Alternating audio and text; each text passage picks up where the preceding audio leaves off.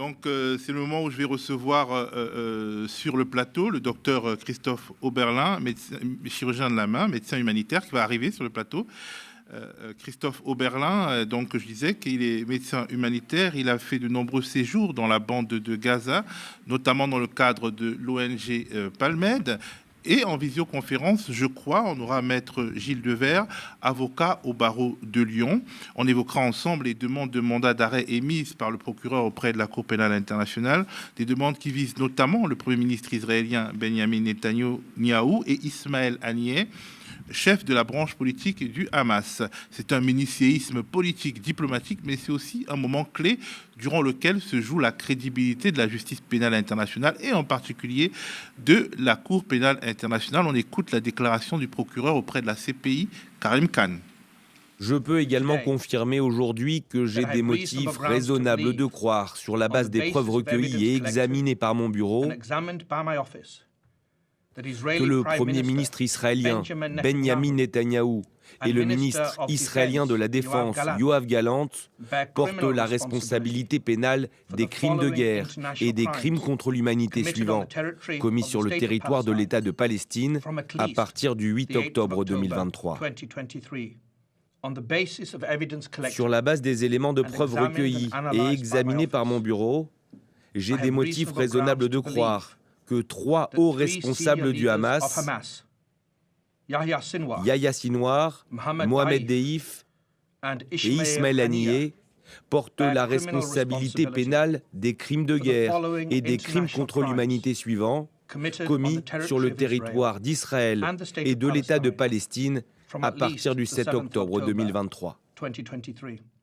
Alors Christophe Oberlin, vous allez souvent en Palestine. Comment ces nouveaux développements y sont perçus? Car au-delà de Benjamin Netanyahou et de Yoav Gallant, son ministre de la Défense, les chefs des branches politiques et militaires du Hamas sont également visés par cette procédure. Alors tout d'abord, il y a un aspect politique. Le procureur de la Cour pénale internationale est à peu près le seul personnage de droit qui a un rôle politique. Donc il était important qu'il rappelle dans son annonce que le rôle de la Cour pénale internationale, dès lors qu'elle enquête, c'est d'examiner tous les crimes de guerre commis par toutes les parties. Et d'ailleurs, Fatou Bensouda, dans son mémoire, par lequel elle avait ouvert l'enquête approfondie, a signalé nommément les crimes de guerre commis par Israël, par les factions palestiniennes, et y compris par l'autorité palestinienne nommément. Ce qui ne veut évidemment pas dire que les juges vont juger à la même hauteur les crimes des uns et des autres. En ce qui concerne le Hamas, ce que je voudrais dire, c'est que les plaintes à la Cour pénale internationale, les premières sont parties de Gaza. Quand je parlais il y a plus de 15 ans avec certains dirigeants, en particulier avec Mahmoud Zahar, ils ne croyaient pas à la justice internationale et expliquaient que cette justice internationale, c'est une justice des Blancs qui se taillent les dents sur l'Afrique, comme l'avait dit aussi Jacques Vergès. Et puis progressivement, ils ont pris conscience que c'était un outil qui pouvait leur être utile à côté des autres outils à disposition des mouvements de libération nationale, et incluant d'ailleurs, comme dans la charte de l'ONU, et bien la résistance armée. Donc ils ont mené de front différentes actions, et pas simplement par des paroles. Il y a une parole que je voudrais quand même citer, qui est dans mon petit livre ici, et qui date de... Ce petit livre qui s'appelle « Les dirigeants israéliens devant la Cour pénale internationale, l'enquête », paru aux éditions Éric Bonnier. Et qui a été écrit il y a 4 ans. Il y a 4 ans, donc il n'y a pas une ligne à retirer de ce livre. Eh bien, le porte-parole du Hamas, au milieu de la guerre de 2014, signalait, je le cite, « N'écoutez aucune voix qui suggérerait que nous serions opposés à une action auprès de la Cour pénale internationale. Certaines personnes disent que le Hamas ou d'autres personnes résistantes pourraient être victimes d'une telle démarche, mais ce n'est pas vrai. Ce n'est que de la propagande. Rien de ce que nous faisons ne nous fait peur. Nous sommes sous occupation, c'est notre droit, selon la loi, de résister. C'est aussi notre droit, le droit de notre population d'être défendu, et quelle que soit l'interférence de quiconque, cela n'enlève rien à nos droits. » Dans les réunions avec... de fait, entre le droit à la résistance et le droit de commettre des crimes de guerre, des crimes de l'humanité... Non, il n'y a pas de droit à commettre des crimes de guerre. Les crimes de guerre sont des crimes de guerre. Donc ça veut dire qu'il y a des raisons d'avoir peur, ou alors ils se disent qu'ils acceptent de se sacrifier au cas où Benjamin Netanyahou lui-même est devant les tribunaux. Ils acceptent toutes les conséquences d'aller à la Cour pénale internationale. Et non seulement ils l'ont déclaré ici, je vous ai cité un exemple emblématique, mais en plus ils l'ont mis en pratique. C'est-à-dire que c'est après la guerre de 2014 que l'État de Palestine, ou en tout cas l'exécutif de Gaza, sous l'égide du ministre de l'Intérieur, sous la direction du directeur des services de renseignement, Mohamed Tababesh, eh bien, ont mis sur place, ont construit une équipe de recueil de preuves. Ils ont formé des Palestiniens et des Palestiniennes au recueil de preuves, et c'est ces recueils de preuves qui ont permis, par exemple, pour les marches du retour, à plus de 3000 plaintes individuelles de parvenir au niveau du bureau du procureur, et ça a participé grandement au fait que Fatou Bensouda ait pu ouvrir une enquête approfondie. Autrement dit, le Hamas se place du côté du droit international et depuis extrêmement longtemps, et donc il n'est absolument pas surpris qu'aujourd'hui... Du côté également de la violence guerrière, parce qu'en fait, a priori, il y a des mouvements pacifistes qui attendent, disons, la justice, et puis il y a des mouvements comme celui-là qui peuvent commettre... n'est pas un mouvement pacifiste. Voilà, qui peuvent commettre des crimes documentés, des crimes qui peuvent être considérés comme des crimes de guerre et crimes contre l'humanité, et se dire, au fond, vu que le fort et le faible commettent ce type de crime, allons devant les tribunaux où en fait il y aura égalité de traitement. Non, il n'y aura pas égalité du tout. Par exemple, pour citer à l'article 31 du statut de Rome, le statut de Rome, dans son article 31, précise qu'une population, lorsqu'elle est soumise à une pression extrême, qui met en cause sa survie, qui met en cause la survie de ses habitants, la destruction, etc., tout ce qui correspond d'ailleurs à peu près à la définition du génocide, eh bien, dans certains cas, sous une pression extrême, pourra bénéficier d'une exonération de l'incrimination de crimes de guerre. Ouais, ceci, c'est l'affaire des juges. Le gouvernement israélien se défendra et bien aussi comme cela. Alors, je voudrais parler à Maître Gilles Devers. Bonjour, Maître Gilles Devers. Oui, bonjour. Alors, vous connaissez la machine de la CPI parce que vous êtes vous-même à l'origine d'une plainte devant le procureur de la Cour pénale internationale contre l'État d'Israël ou alors un de ses dirigeants. Est-ce qu'on peut dire que nous vivons là un moment historique et quelles sont les étapes techniques qui restent à franchir pour qu'éventuellement un mandat d'arrêt soit émis ou pas ? Il faut se méfier des moments historiques parce que quand on suit l'actualité, on a même des matchs de foot qui sont qualifiés d'historiques. Donc, on va relativiser. Mais en tout cas, c'est une étape extrêmement notable dans la mesure où on sait que le droit international a été créé pour conforter l'ordre occidental. C'était son bras armé. Et c'est la première fois depuis qu'il y a des juridictions internationales que sont visées deux dirigeants, dont le Premier ministre d'un État qui fait partie du clan occidental avec les plus forts alliés. Donc, de ce point de vue-là, c'est effectivement quelque chose qui est entièrement nouveau. Or, nous, on y travaille depuis 15 ans. Depuis 6 mois que la plainte a été déposée, on a un travail suivi avec l'équipe du procureur et on n'est donc pas tellement surpris, on s'y préparait. Mais je vois que dans l'opinion, il y a un peu un effet de sidération en disant mais c'est possible. Ben oui, c'est possible. Voilà, il y a une juridiction qui considère que la Palestine est un État. Ça a été jugé. D'ailleurs, vous lisez le communiqué du procureur, il parle de l'État de Palestine. Il considère que les Palestiniens sont des êtres humains égaux à tous les autres et que c'est le même droit qui se peut s'appliquer pour tous. Et après, on entre dans le jeu de la preuve. Alors, pour ce qui est des dirigeants palestiniens, ils contestent les charges qui sont retenues, comme l'expliquait le professeur Oberlin, en disant nous sommes en situation de résistance, donc je commets un certain nombre de faits qu'il faut contextualiser, comme quand il y a l'attentat du métro Barbès au mois de juin 41, où le résistant communiste Pierre Georges vient abattre un soldat qui attendait tranquillement son métro. Si on filme la scène, c'est un assassinat. Si on élargit le champ, c'est le premier crime, c'est le premier acte de résistance à Paris. Donc, il faut élargir le champ pour cela. Et puis, pour ce qui est de l'autre côté, c'est-à-dire la partie des accusations contre Israël, elle reporte sur des faits particulièrement graves, vu que si le procureur ne retient pas à ce stade l'accusation de génocide, il retient des notions très proches, ce qui est l'organisation de la famine de type intentionnel, le crime de persécution, les destructions massives du peuple et des habitations, et les atteintes à la dignité. Il y a 4 crimes contre l'humanité, et ensuite ça pose tout de suite un problème et on a un séisme qui est en train de s'ouvrir sous nos yeux, c'est-à-dire dans un camp, les États-Unis, qui sont l'État voyou, avec Israël en disant mais la Cour est incompétente, les juges sont nuls, ils n'y connaissent rien du tout, et c'est n'importe quoi, ils nous ont mis sur le même pied que le Hamas. Et de l'autre côté, la France et l'Allemagne, les autres vont suivre en disant on a ratifié le traité de la CPI, donc on va respecter les décisions de la Cour, et à ce stade, on respecte les décisions du procureur, ce qui fait que si Netanyahou revient après le mandat d'arrêt à Paris ou à Berlin, il est aussitôt arrêté pour être conduit à La Haye. Donc, on est en train de fissurer le bloc international. Est-ce qu'on peut penser raisonnablement qu'il y aura un mandat d'arrêt? Parce qu'il y a des étapes avant l'émission réelle de mandat d'arrêt. Oui, le procureur a pris son temps. Encore une fois, on a beaucoup travaillé avec l'équipe d'enquête. La crainte du procureur, c'était de connaître ce qu'avait connu Madame Bensouda, notamment. Monsieur Ocampo, c'était encore pire parce que lui, c'était l'aventure juridique à tout point de rue, qui était de déposer des requêtes un peu sentimentales sur lesquelles il n'y avait pas assez d'éléments de preuve. Donc, on a énormément travaillé sur les preuves. Nos meilleures preuves, je veux le souligner ici, c'était les administrations de l'ONU qui font un travail remarquable. Il y a tous les jours le discrédit sur l'ONU. C'est très facile de discréditer l'ONU et sur ces administrations fournisseuses de papier. Elles nous ont donné tout, jour après jour. Par exemple, quand on parle de la famine, on a le listing jour après jour du nombre de camions qui sont passés. On a des indications extrêmement précises. Donc, au niveau de la preuve, c'est complètement sûr.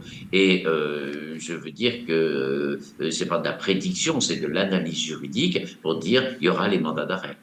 Ben justement, techniquement, d'un point de vue de la technique juridique, il y a encore un moyen pour les juges de la Cour pénale internationale de ne pas donner droit à cette demande d'émission de mandat d'arrêt. Est-ce qu'on a des exemples dans l'histoire où on voit que, en dépit des demandes du procureur, les juges n'ont pas suivi?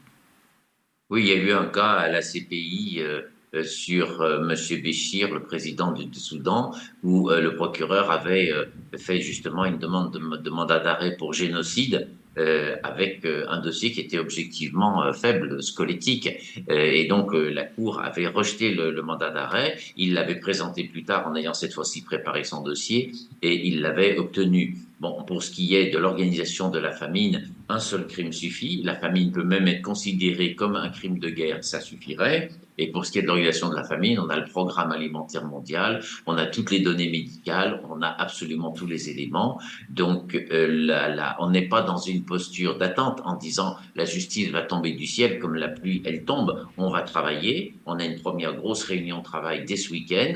On va être très présent devant la Cour. On va être très présent devant les juges, on va être très présent dans le débat international et nous savons que du point de vue des Palestiniens, rien n'est jamais donné, tout s'obtient par la lutte et la lutte ici va être de prendre à témoin l'opinion internationale, de prendre à témoin les juges en disant compte tenu de ce qu'il y a, même si ça coûte diplomatiquement, il faut prendre les mandats d'arrêt contre Netanyahou et son ministre de la Défense en attendant d'autres qui suivront.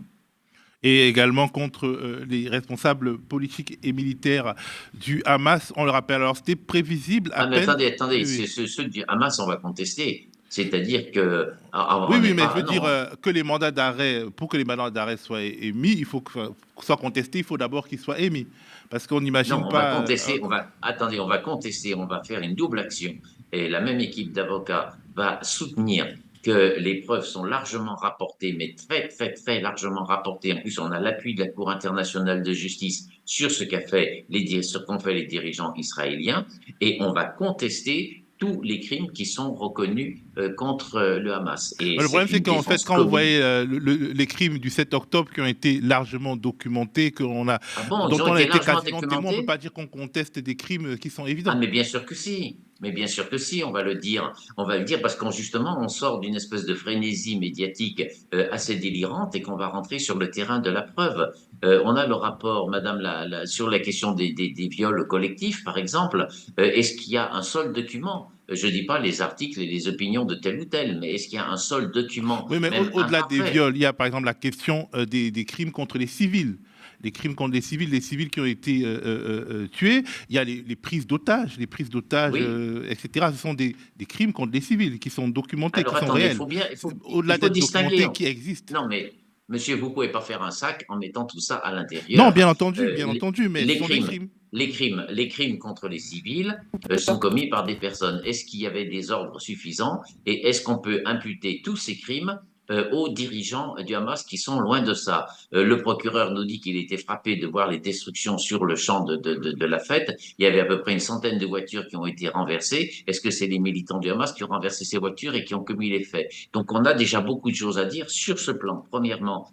Deuxièmement, pour ce qui est de la prise d'otage c'est différent, vu que là, il y a un crime qui est constitué. Mais comme l'évoquait le professeur Oberlin, tout crime est examiné sous l'angle de la légitime défense, et on va plaider la légitime défense en disant que dans la situation d'extrême contrainte qu'il y a sur le peuple, la prise d'otage peut être faite comme peut être retenue comme un fait justificatif. Et je veux souligner que notre point de vue, il est de dire nous sommes devant un tribunal équitable, nous sommes devant un tribunal indépendant et impartial qui respecte les règles du droit. Donc on va se défendre.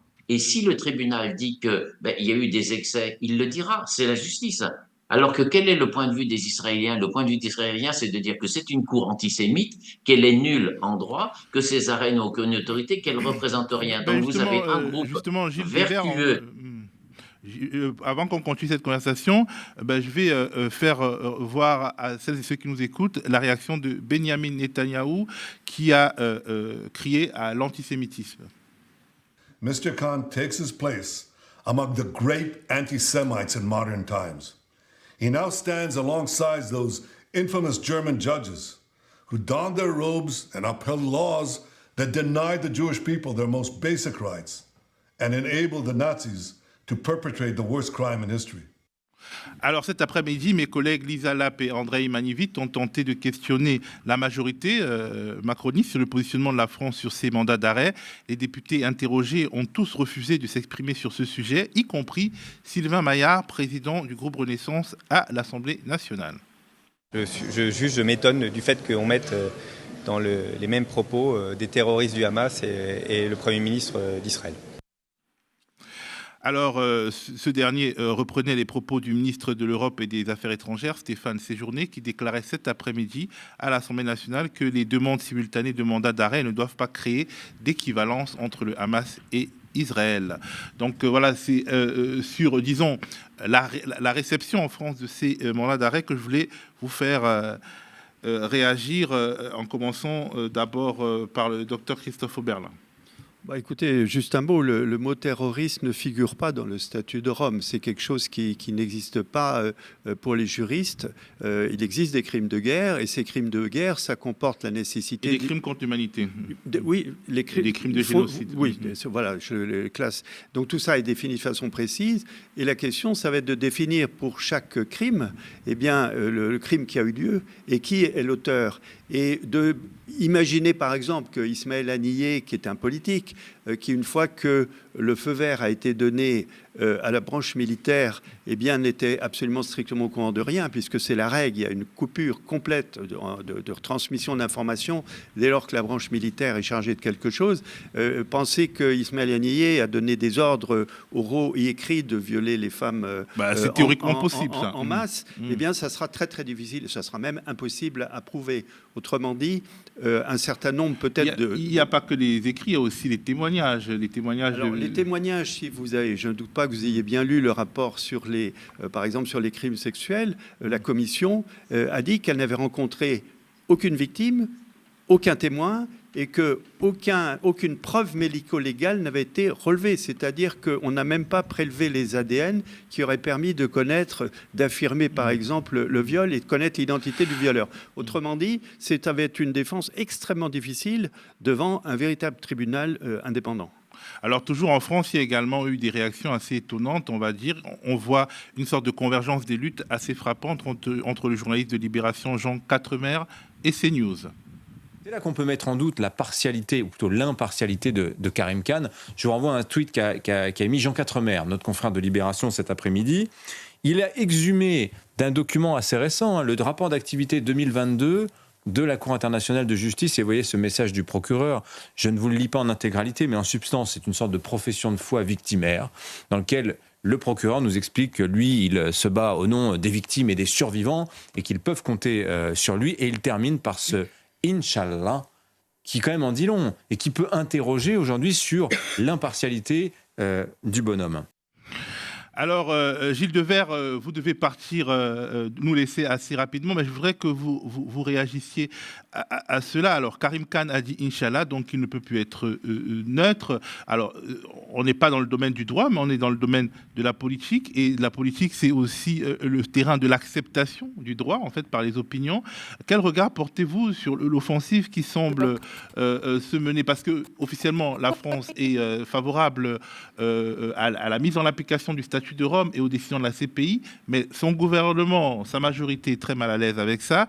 Et dans le champ médiatique, il y a une sorte d'alliance qui va de Jean Quatremer, qui peut être considéré comme, disons, de centre-gauche libéral jusqu'à l'extrême droite. Est-ce que tout cela n'aura pas d'effet sur le champ juridique? Non, je ne pense pas. On est passé à autre chose. Vous savez, les dossiers sont extrêmement sérieux, constitués avec énormément de preuves, d'arguments juridiques et surtout avec la jurisprudence de la Cour. Les juges, ils se lèvent mal le matin pour dire « je pense ceci ». Il y a tout un travail, il y a des décisions, il faut qu'ils s'inscrivent là-dedans. Jean Quatremer, j'ai rien contre lui, mais ses écrits judiciaires sont quand même pas à recommander aux étudiants. Donc, ça reste dans la même lignée. Je crois qu'il va falloir apprendre à respecter la part du droit au sein du débat palestinien. Le droit n'a aucune vocation à régler la question palestinienne. Elle se réglera sur le plan politique, diplomatique, militaire, culturel. Mais le droit a sa part. Et il va falloir comprendre que le droit, il a une dimension technique, il a des principes, il a une science, il repose sur des données et qu'on ne peut pas dire n'importe quoi. Voilà. Donc, le procureur, par ailleurs, vous savez, nous, c'est le 3e qu'on voit passer et on aura le 4e. Et c'est pas le procureur qui fait la justice. Celui qui fait la justice, c'est le peuple. Le peuple palestinien, il est là, il a des droits à faire valoir, il a gagné un statut d'égalité devant la Cour et tous les mécanismes sont ici. Bon, le dossier va un peu chahuter, je dirais, comme tout dossier judiciaire important, mais il est sur des rails solides, appuyé par les démonstrations faites par la Cour internationale de justice qui déjà à 3 reprises, bientôt 4 reprises, va dire qu'il y a un génocide probable. Donc nous, on va pousser les feux pour passer des crimes contre l'humanité aux crimes de guerre. Et au crime de génocide, vous voulez dire? Au génocide, oui. Et on aura toujours cette idée que le but n'est pas la condamnation de Netanyahou. Si elle vient, elle viendra, cette condamnation. Le but, c'est de rétablir le droit des Palestiniens à vivre sur leur terre, c'est-à-dire reconstruire un droit à partir de la racine palestinienne. Nous travaillons avec les Palestiniens, avec les avocats palestiniens, avec les médecins palestiniens, avec les juges et les procureurs palestiniens, et c'est à partir d'eux que nous gagnons le terrain, et ça, c'est une force, c'est ce qu'on appellera le droit qui pousse par la racine, et les petites polémiques, c'est du vent à côté. Alors, je ne sais pas si vous serez obligé de partir, mais je voudrais qu'on regarde un extrait de l'intervention de Karim Khan, le procureur auprès de la CPI, qui évoque finalement ce qui est un secret de polichinelle, mais qui n'a jamais été dit de cette manière par un procureur auprès de la Cour pénale internationale au sujet de cette cour qui était censée être faite pour les Africains et peut-être pour un Vladimir Poutine. On l'écoute. The rights, the dignity of the individual is the protection of babies. I mean, these are fundamental American values that should engender bipartisan support. Now, of course, this situation, unfortunately, lies on the San Andreas fault of international politics and strategic interests. And of course, I've had some elected leaders speak to me and be very blunt.